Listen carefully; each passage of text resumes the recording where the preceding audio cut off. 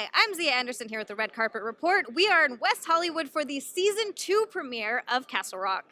So the second season of Castle Rock, I love the first season. Did you also work on the first season? I did. So I co-created the show with Sam Shaw, and we ran the first season together, and now I'm working on the second season. So how do you sort of choose what Stephen King characters and stories go where within these? Because they're saying that it might, tie together a little bit and go back and forth, but essentially it's their standalone seasons. It's an anthology series. How do you choose which stories you tackle and what characters go where? It's a great, I think part of the problem with adapting Stephen's work is that it's kind of an embarrassment of riches. It's like there's so many amazing characters and stories, and so really the challenge is figuring out which ones of them to narrow it down to on a season-by-season basis. I think that's the hope of Castle Rock, is that we'll get to keep going and get to tell some of these new stories. Annie Wilkes was always a character that I wanted to write about, a character whose origin fascinated me, and the same was true of Ace Merrill, played by Paul Sparks, and his story, and sort of trying to understand a little bit more about where he was as an adult and how those two might actually come face to face, and what might happen, what explosive things might happen as a result. Whew, I cannot wait for that. Do you have any particular Stephen King works that are favorites that you drew from more than others, or just something that you're like, oh my God, I can't wait to get this on the screen?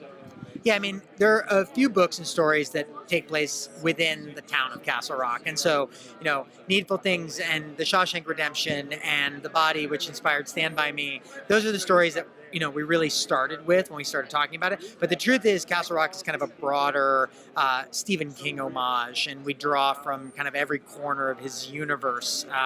Really excited, obviously, this year to have Tim and to be sort of brushing up against the Shawshank story again, and also obviously this year Misery, which is one of the biggest inspirations of all, and to get to tell the beginning of that story is really a dream come true for me. And that you had to draw on just sort of a lot of creativity, because that's not something that's known. This is a part of a character that we haven't seen before. Starting that, what was it like sort of starting that character and telling just that beginning story? Yeah, Stephen gives us some hints in the book and in the movie about kind of what her journey was, and they're just the sort of scraps of a little bit of an identity for this woman. And so part of what was so fun this year was to get to kind of imagine those and to blow those out and think about what would her life have been, what would her early life have been that would have caused this woman to become the super fan that she is. And when we meet her this season, she is, I would say, kind of a super fan of her own daughter. And that is sort of the journey of the season, is watching her obsession with her daughter as it develops and as it kind of demonstrates to us just what she's capable of when it comes to the people that she loves. Ooh, that's going to be fun. Do you have a favorite Stephen King book? I think in the end, people say that there are two kinds of Stephen King lovers. There's people who are obsessed with The Dark Tower and people who are obsessed with The Stand. And I am kind of a Stand enthusiast in the end. That book means so much to me, and there's so many characters that I think about all the time, and a kind of giant story, and one that starts as a very terrestrial story of a outbreak and turns into this religious exegesis and this exploration of faith and of dark and light. Okay, so now I have to go read that. Thank you so much for talking with us. Enjoy the rest of the premiere. I'm excited for the next season. Get the world turtles.